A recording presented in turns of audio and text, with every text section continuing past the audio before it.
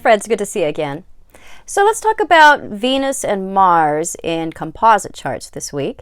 So I thought that I already did the Venus-Mars conjunction. Someone requested that recently, and I went back to see if I had made that one because I thought that I did, and I can't find it, and they can't find it, so I don't know what's up with that. But if I did make it, I'm making it again, and I'm smarter now anyway, so it'll probably be better. So the conjunction with Venus and Mars is a very good thing to have.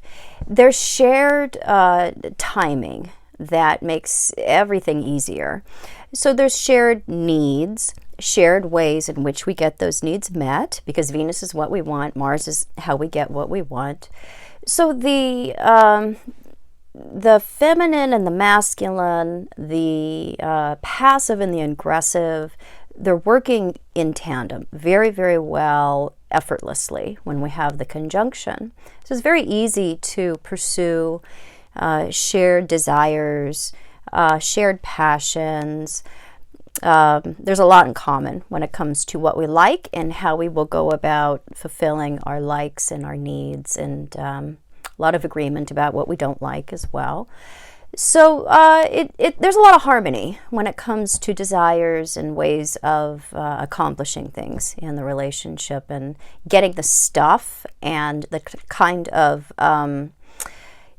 physical material security that the two people are really after. They really support what the two, there's an agreement about what that looks like, and again, how we go about getting that very much in tune.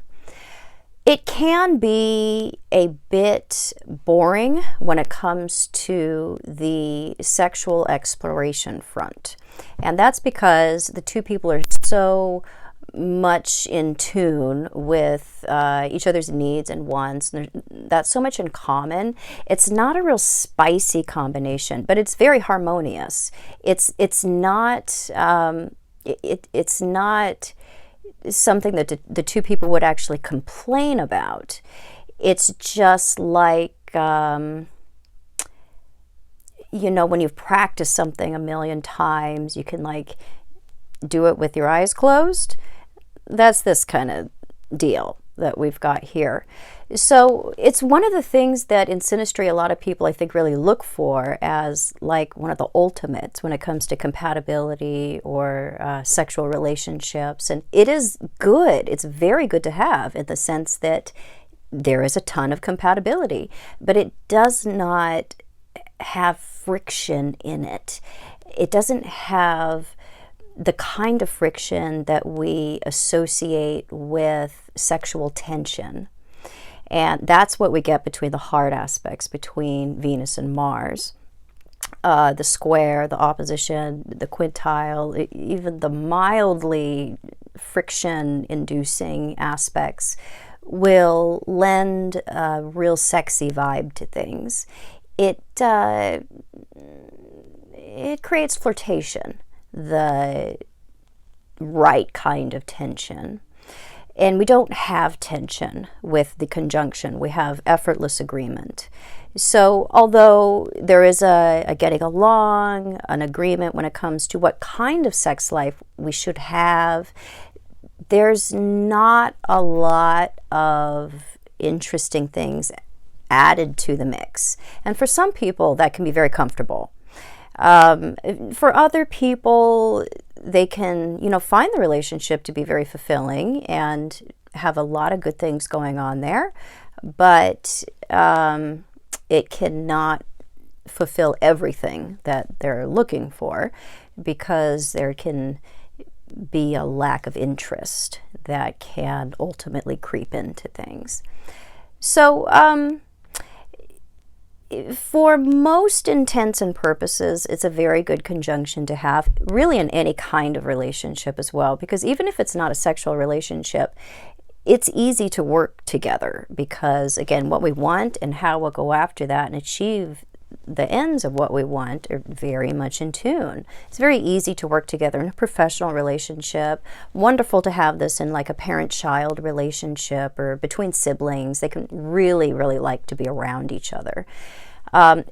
This conjunction will not in itself create a sexual relationship, you're going to have more going on there. You're going to have some moon stuff, Venus or Mars to inner planets stuff like Sun or Moon, Mercury. Usually the more Moon contacts we have, or more Venus contacts we have, even to closer personal planets, the more interest there's going to be, an emotional connection between the two of us. Sometimes even Moon Jupiter stuff can be enough to create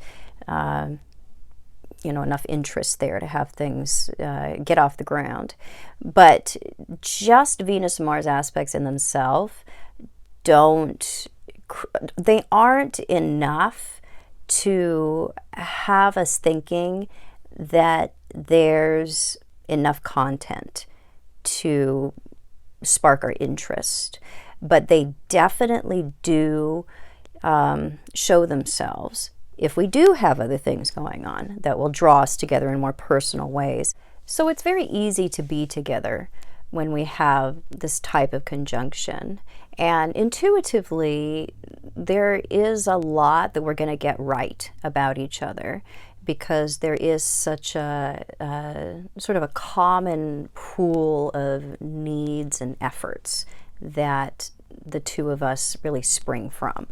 So it's really a good thing to have, and it's not the end-all be-all of romantic aspects to have, but it is a good one. And if you enjoyed this video, please subscribe to my channel. You can find me on the internet at truthandaspectastrology.com and other social media at Truth and Aspect Astrology.